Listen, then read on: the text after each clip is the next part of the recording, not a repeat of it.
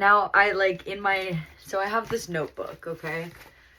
The front says, well, so this is something I drew when I was like 5, and it said, in the boxes below, draw and write 2 things you are good at. And I wrote, I'm good at dancing, and I wrote, I'm good at singing. And then I like drew these like kind of like what I now consider to be plasma when I draw these things coming out of me.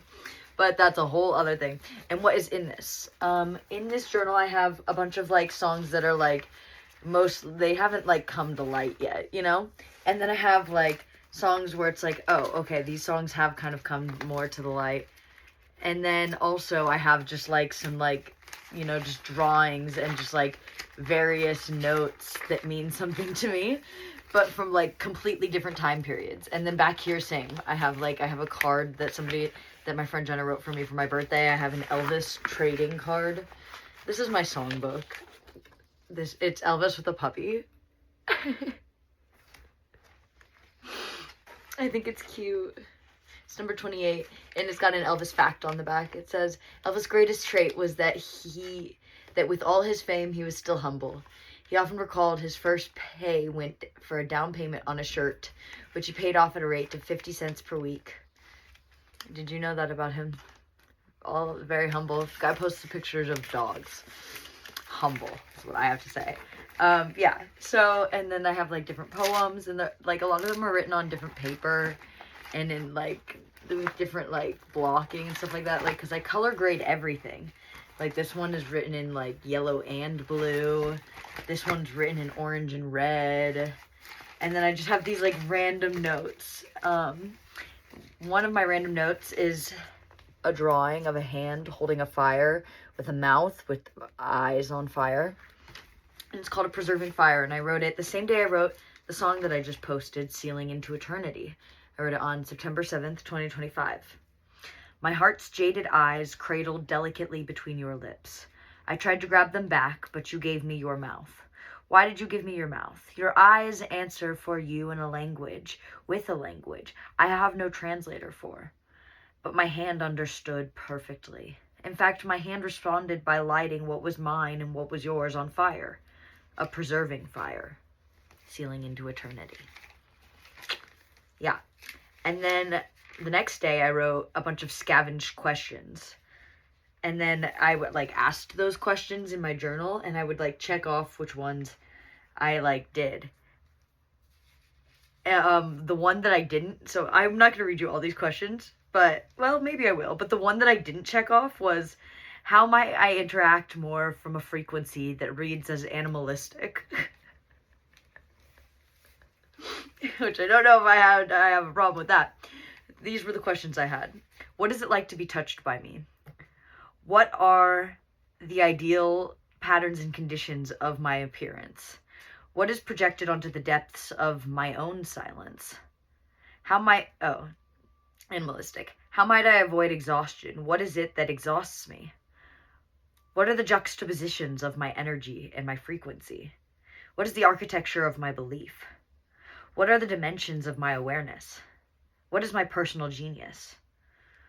What is the evolutionary trajectory of my being? What is the nature of the advancement of my being? How may I better oversee my current mission/projects and organize all the paths and possibilities and potentials in a way that program that which is my most exciting life so that it will be successful? What facets of my nature are complete? So yeah, those were the questions I was asking that day. Okay, now we jump to February. What kind of scene do I want to live in today? My surroundings are a feedback amplifier for my becoming. 2. Post-transmissions. Narrate the future using pieces of the past. Loop past into propulsion. That which propels. Narrate found footage of my life. Cut old voice memos into new music. On this day in my history. 3. Reframing reality in real time. JNR. Jenna News Report.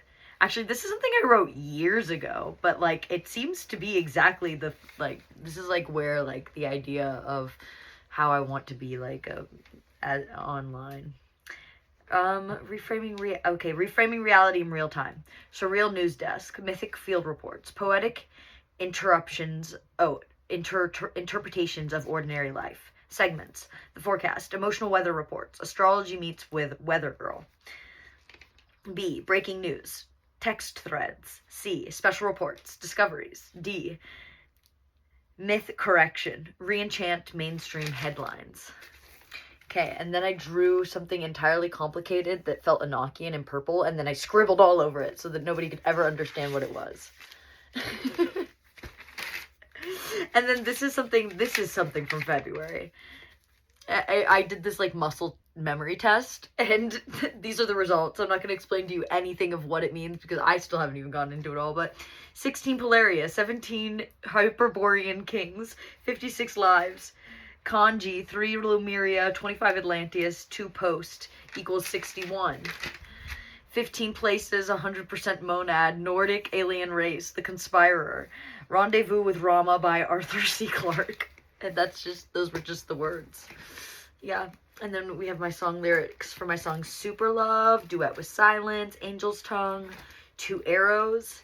Then we have What Are We Becoming, which I kind of like put out the music for, but I didn't ever put out the lyrics. But these are the lyrics. I grieve my brilliance as it begs for oxygen. I beg, I scream, I cry, I want to go home again. I consider all that's happened underneath my skin. I hope, I wonder, I pray for a well-deserved win. And that's What Are We Becoming. Then we have my song Vermouth. Then we have my song Aligned, which I've actually never really shared the lyrics for. So maybe I'll do that and Sound the Gong and In This Reality and All the Light. Oh, and The Arrow Must Fly, but I have shared that one. So I'll share 1, 2, 3, 4. I'll share those 4 more. Okay, cool. Thanks.